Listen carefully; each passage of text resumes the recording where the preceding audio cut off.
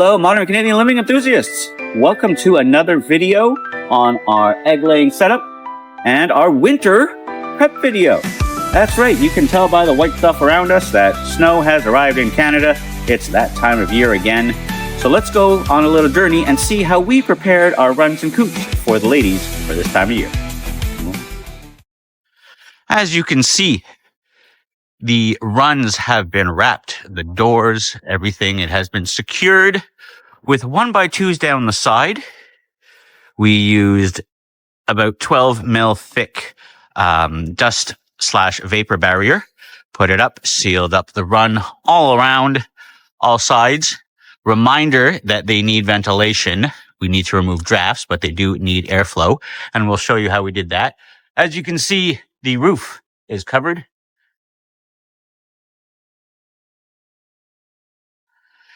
Keeps the snow off of them and keeps them dry. When it comes to the runs, the back of the runs have been wrapped along with their bottom dust bath areas. We can see the snow melting off. You'll also notice that the electricity has been finished for this coop right here. So the camera is being installed. The lights are installed inside each of the coops now. And yes, I did say we have lights inside. It's not so much for supplemental lighting as to just allow the birds to see. It's a little bit darker in winter, and with the wrap all around the chicken runs, it does cut the light a bit, so we added some lights in there just to make it easier for them to see. As we continue going around, you can see the 1x2s are in place, holding everything up, keeping it all nice and snug. Nothing's going to move. Let's go inside and see how the birds are doing in their dry environment. We are now inside, and you can see it's much drier in here. Chickens need dry environments, not wet environments. Otherwise, it just encourages all sorts of ailments and just sicknesses in the birds. So make sure that your environment is dry. You can see we've got our straw down. Ghost is saying hello. He doesn't want to be left out of any videos. We have our straw down on both runs. Inside, as you can see, it is a little darker, so we do have our extra lighting up top and in each one of the coops, just to make it easier for the birds to see, like I was saying. Not so much stretch the egg laying time, but just make it easier for them to see, get in and out, especially with the covers over the runs, making it a little bit darker. Ramps continue to be used. The coops themselves do not have any insulation on the inside. It's not cold enough yet where we are. In some parts of this country, you may need to add extra insulation. We do have some insulation panels prepared, and they will be strapped on if and when the temperature gets below a certain point this year. But for right now, chickens are okay. As a reminder, chickens do better with cold than they do with heat, so we don't want to make them too hot in the coop. We do not have any supplemental heat sources because of risk of fire. And like we were saying for the insulation, we're not quite at that point yet. Feeders remain in place along with the heated waterers. And you may notice that this heated water is different from the last video we did when we were in here. Shortly after that video, the heated water that was there stopped working. It stopped keeping the water warm and it froze up the bucket. So we had to replace it.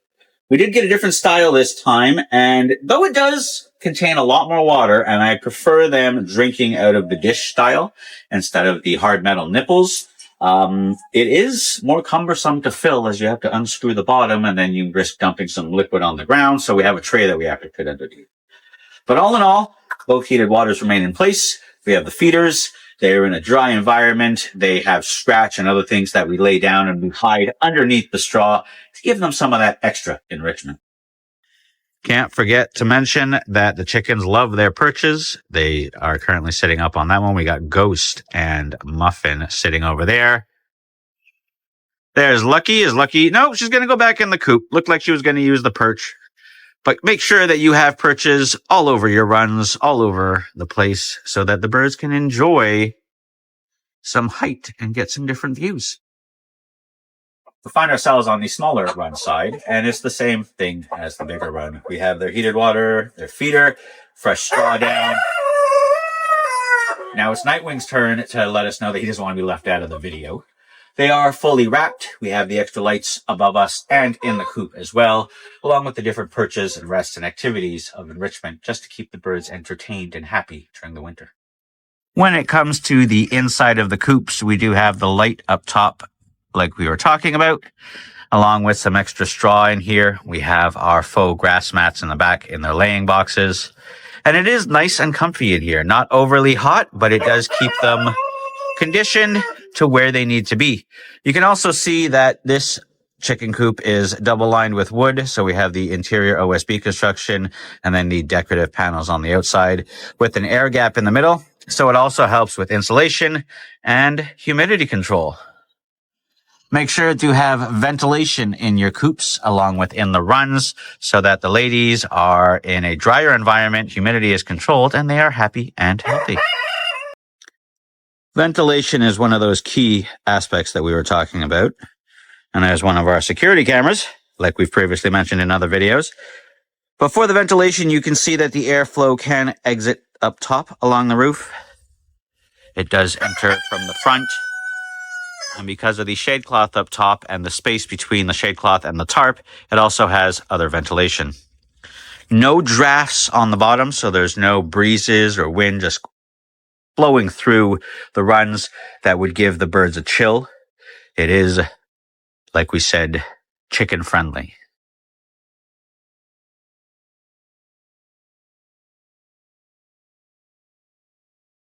So that's just a little tour of how we winterize the runs and coops for this year. It may be different in your area. You may have to add additional heat sources. You may not need heated waterers. You may need heated waterers. You may have to insulate your coop. You may have to put thicker insulation or protection for the birds. Just make sure that you do winterize your flock, no matter where you find yourself. Make sure that they're in a dry environment. They have an enrichment, especially with the hours change. Extra light if you need it, if it's too dark in the coops and in the runs for them. And just keep your chickens happy, engaged, provide that enrichment. And in return, they'll give you hours of enjoyment and pleasure with all the entertainment, the little characters and little personalities that they show, and those wonderful, wonderful, delicious eggs that we all love to eat. So we hope you learned something. We hope that you will like, subscribe, turn on those YouTube notifications, follow us on Facebook. There's so much left of this journey to unfold. There's so much to see and do, and who knows what we're going to get up to. So make sure that you don't miss any part of it. Until next time, take care.